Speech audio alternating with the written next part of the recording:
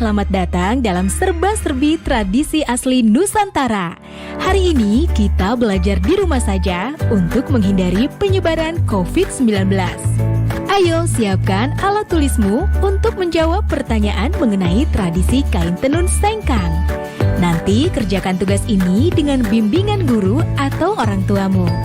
Sekarang mari kita simak tradisi kain tenun sengkang selengkapnya.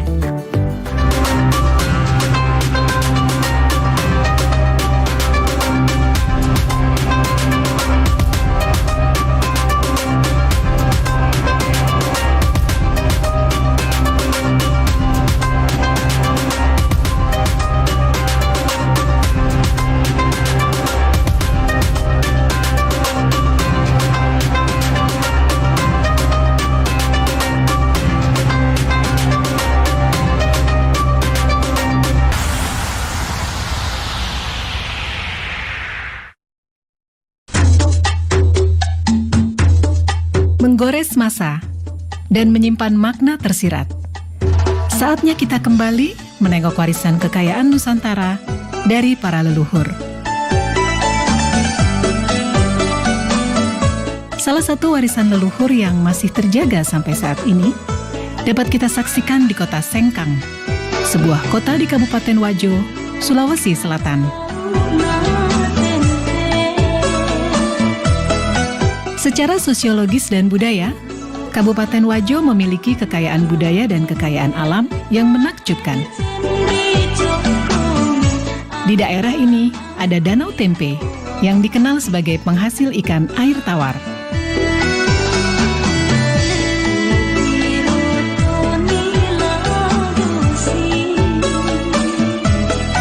Danau Tempe terbentang laksana cermin raksasa di sisi barat kota Sengkang. Danau ini memiliki pesona alam yang elok dan unik. Perkampungan nelayan tradisional bernuansa Bugis berjajar sepanjang tepian danau. Berjarak 2 km arah timur kota Sengkang, dekat Danau Lampulung, terdapat kampung adat Attakae. Di sana terdapat bangunan duplikat rumah adat Wajo. Salah satu di antaranya, yang terbesar, adalah Seo Raja atau Istana Raja Latenri Bali.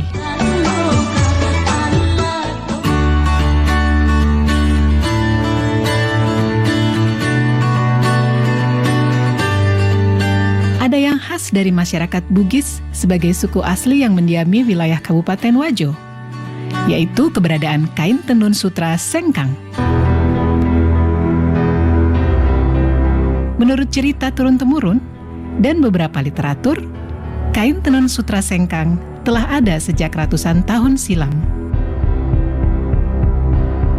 Pertama saya mengungkap sebuah naskah yang pernah saya baca, yaitu Lontrak Belawa.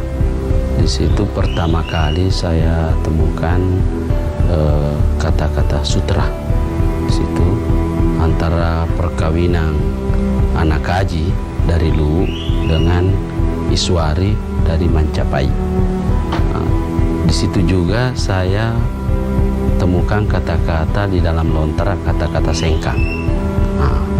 Lalu ini putri dari Mancapai dengan perkawinannya dengan anak kaji dari Luwu, maka diberikan kekuasaan di 4 daerah, yaitu Tempe, Singkang, Tampangi, dan Wage.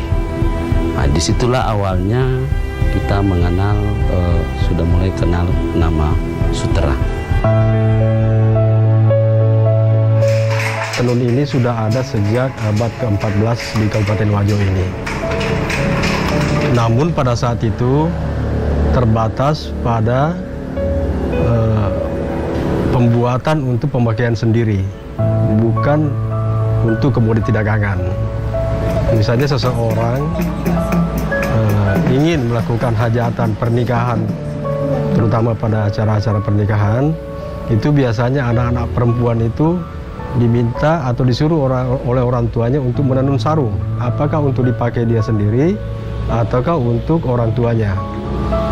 Itu sehingga belum terjadi di masyarakat sebagai suatu komoditi dagangan, tetapi hanya untuk pemakaian sendiri.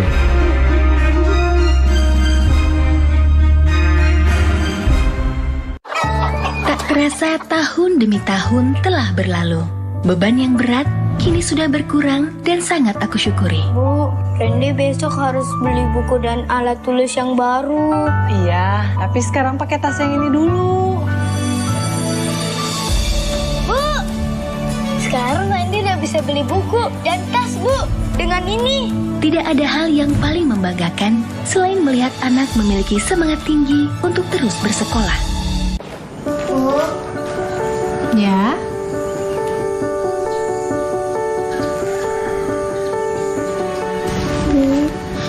ini tabungan Intan. Dan ini semua buat Ibu ya. Intan gak mau Ibu kerja dulu. Intan takut Ibu sakit. iya nak. Ibu berangkat kerja ya.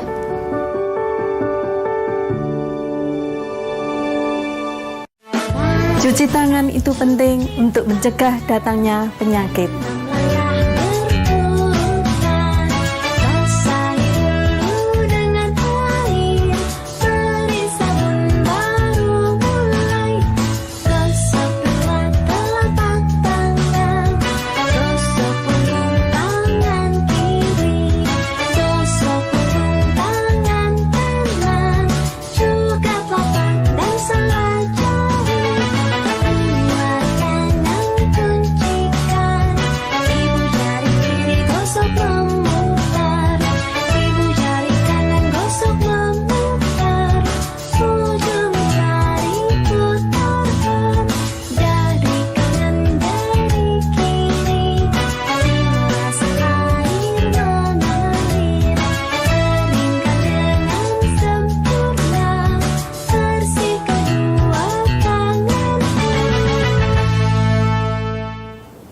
Mudah kan mencuci tangan? Dipersembahkan oleh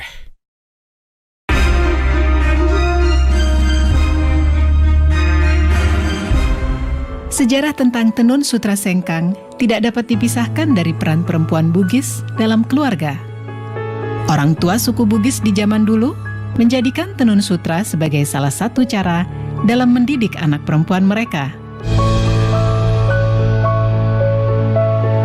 Nah, salah satu cara untuk mendidik anak-anak perempuan zaman dulu agar supaya perempuan-perempuan ini bisa menjaga diri, terhindar daripada hal-hal negatif, sehingga lebih banyak dianjurkan atau disuruh oleh orang tuanya untuk tinggal di rumah untuk menenun. Nah, sehingga akhirnya menjadi suatu tradisi dan budaya pada masyarakat Bugis, khususnya di Kabupaten Wajo ini, setiap anak perempuan harus pandai menenun. Dalam bahasa lokal, yaitu Bugis, sutra disebut dengan sabbe. Menengok ke masa yang lalu, aktivitas masyarakat Wajo dalam mengelola sutra sudah dilakukan secara turun-temurun, baik dalam skala industri rumah tangga maupun industri menengah.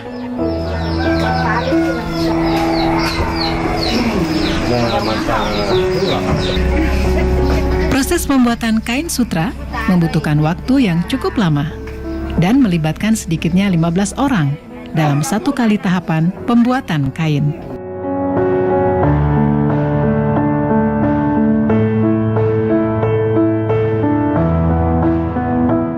Sebelum menjadi benang sutra, ada proses yang cukup panjang yang dimulai dari peternakan ulat sutra.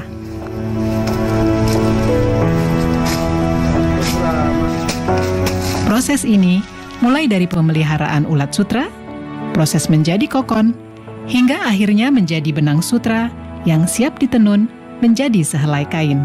Kita dapat telur dari Verhutani sesuai dengan pesanan. Contoh ini tempat telurnya dan menetas, misalnya penetasan tanggal 1. Ini menetas baru 3 hari makan, dikasih makan dengan daun murbei. Ada memang khusus daun murbei itu. Baru 3 hari makan, baru ada instar pertama, artinya tidur. Instar pertama itu 2 kali 24 jam. Ulatnya tidur itu tidak makan. Baru setelah instar pertama makan lagi selama 2 hari, masuk instar 2. Begitu seterusnya sampai instar 4. Ini sudah masuk instar 5. Artinya ini masuk untuk proses pengokonan. Tinggal 3 hari proses pengokonan. Dia akan membungkus dirinya jadi kepompong. Itu seratnya, dia mengeluarkan air liur dari mulutnya. Itu bikin bundaran untuk membungkus dirinya. Dan bundaran itulah disebut kokon, dan itulah yang menjadi sutra.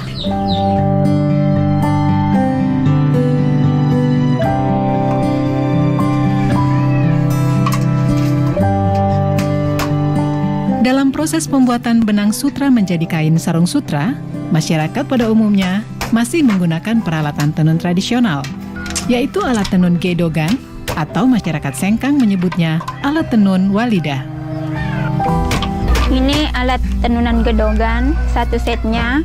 Ini pertama alat gulungan benang, baru ini alat penindis untuk menekan benang bawah, baru ini tali untuk alat pembantu untuk benang bawah.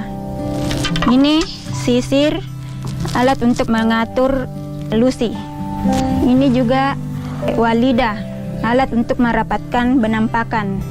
Ini teropong, alat untuk memasukkan benang pakan. Dan ini wakangang, alat untuk gulungan kain.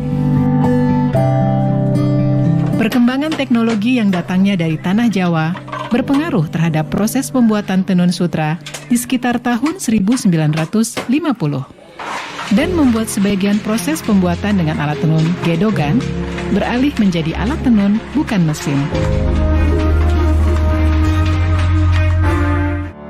Nah adik-adik, sekarang waktunya menjawab pertanyaan. Siap-siap mencatat ya.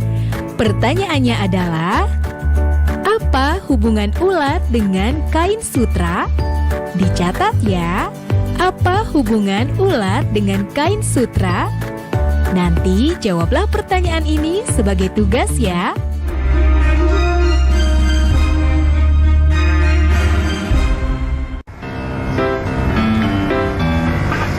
Rumah Belajar merupakan aplikasi yang luar biasa di saat pandemi COVID-19 sekarang ini. Pembelajaran online melalui Rumah Belajar bisa menjadi pilihan terbaik bagi anak-anak bangsa. Sahabat edukasi, dapat mengunduh aplikasi Rumah Belajar melalui Play Store dan kalian juga bisa berkunjung ke web belajarkemendikbud.go.id. Banyak fitur yang bermanfaat yang bisa menemani sahabat edukasi dimanapun berada untuk belajar dan menggali ilmu pengetahuan. Selamat belajar dan tetap semangat. Rumah Belajar, belajar di mana saja, kapan saja, dan dengan siapa saja.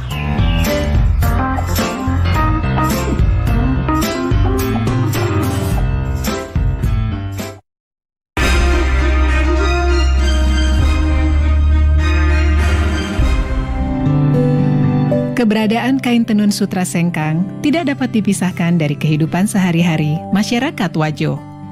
Bahkan di tahun 70-an, tenun sutra seolah mempunyai keistimewaan tersendiri saat hari raya tiba. Tidak hanya itu, sutra Sengkang mempunyai nilai simbolik yang sangat tinggi dalam menerjemahkan hubungan suami istri dalam kehidupan masyarakat Wajo. Tahun 70-an saya masih dengar semua orang kalau lebaran pasti pakai sarung sutra.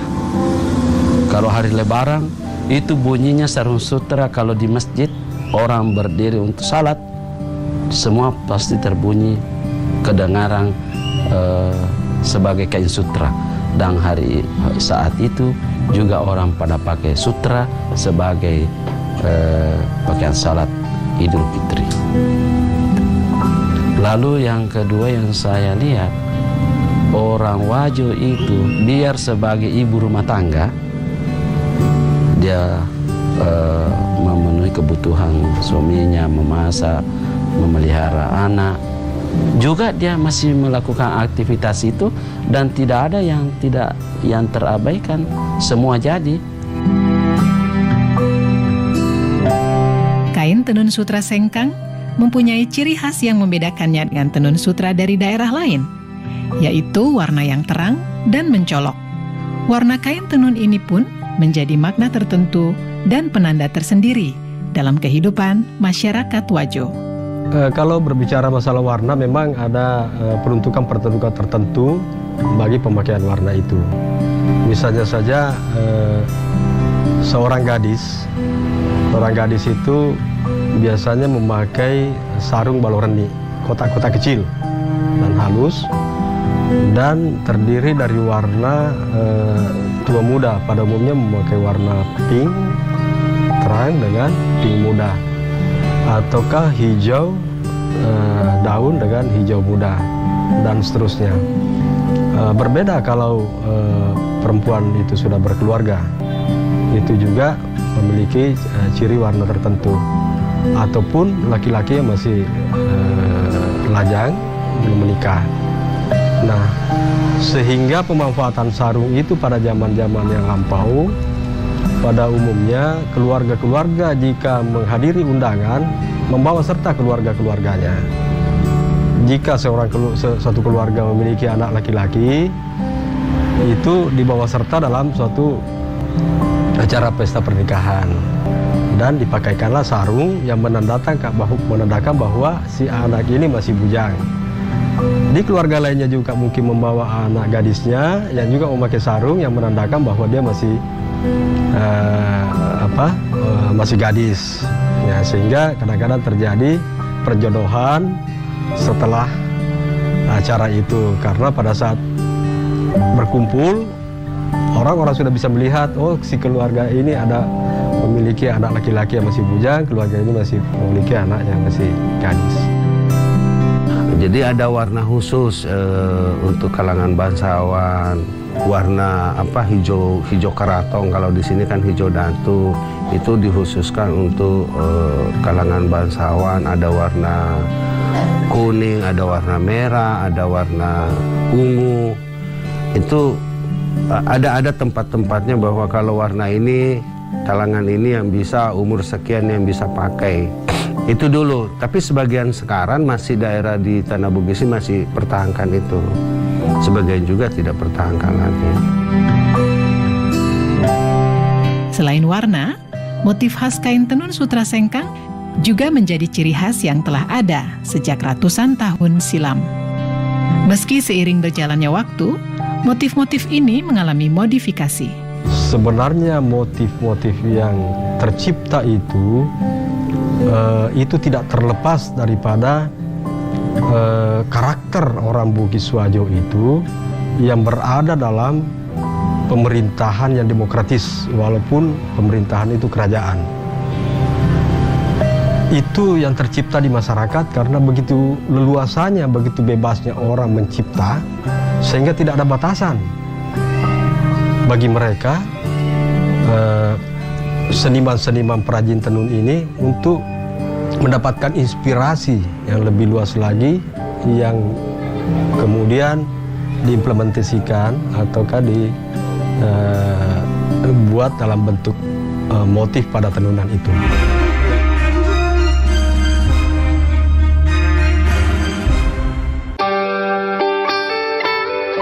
Buku adalah sumber pengetahuan.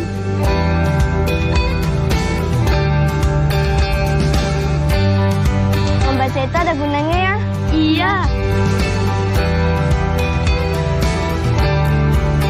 Sudah pintar kamu tanam sayurnya ya? Ya Bu, ini semua karena membaca.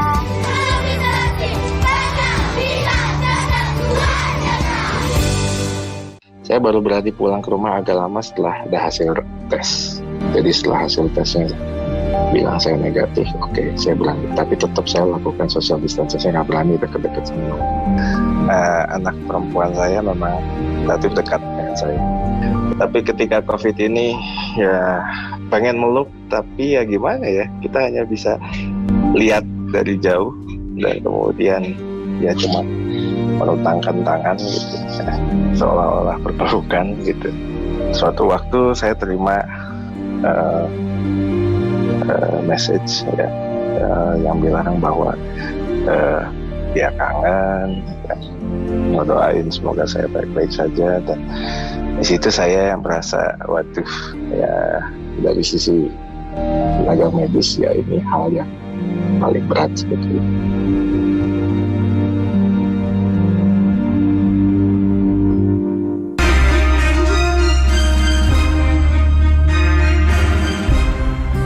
Selain motif-motif yang memiliki filosofi yang syarat dengan adat istiadat, ada juga motif Lagosi yang beberapa tahun belakangan mempunyai tempat istimewa bagi para pecinta kain tenun sutra Sengkang. Motif Lagosi diibaratkan sebagai perlambang cinta dan harga diri seorang perempuan Bugis. Motif Lagosi itu terjadi sekitar tahun 1930. Ketika itu secara besar-besaran masyarakat Wajo, kaum lelakinya itu banyak yang merantau, seperti misalnya ke Malaysia, ke Sumatera, di Kalimantan, dan daerah-daerah lainnya.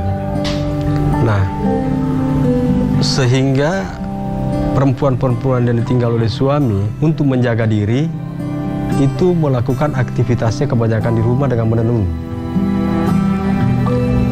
Dari situlah kemudian muncul inspirasi, kerinduan mereka akan kembalinya sang suami, maka ditenunlah motif-motif Lagosi itu yang berbentuk setangkai kembang.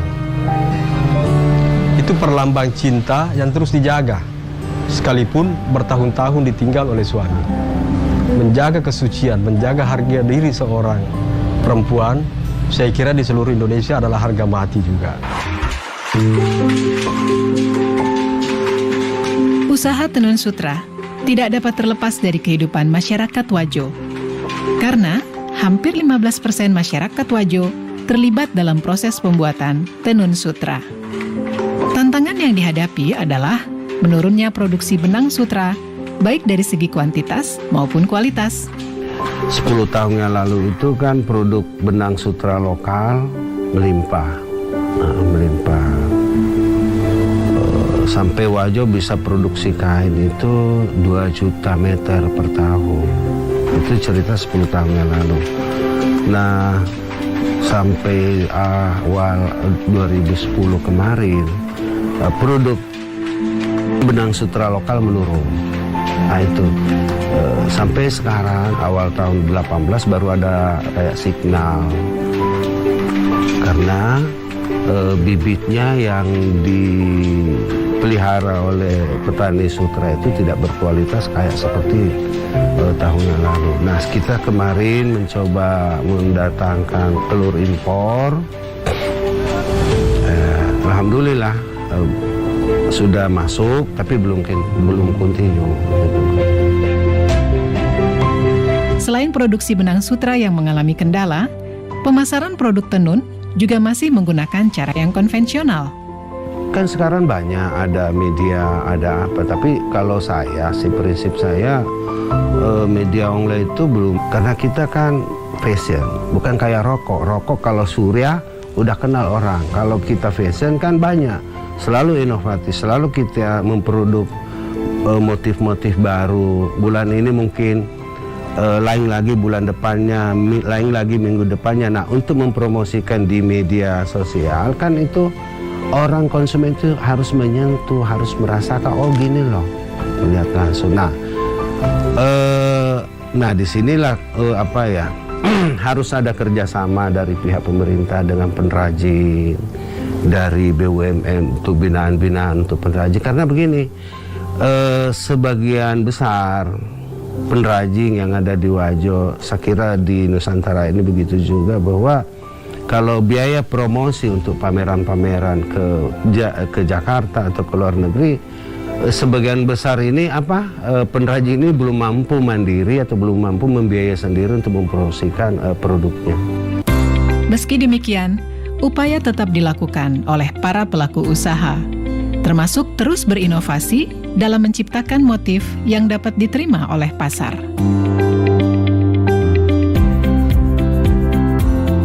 Satu hal yang masih sangat melegakan dan menyisakan harapan besar, bahwa sampai saat ini, masyarakat Wajo, baik generasi tua maupun muda, sebagai pewaris kekayaan Nusantara ini masih sangat mencintai dan menjadikan sutra sengkang sebagai bagian yang tak dapat dipisahkan dalam kehidupan mereka sampai kapanpun.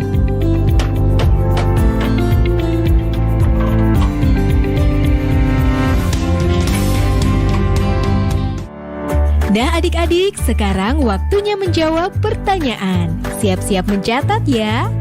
Kita belajar banyak mengenai kain tenun sengkang. Pertanyaannya, apa yang kamu ketahui mengenai kain tenun sengkang? Dicatat ya.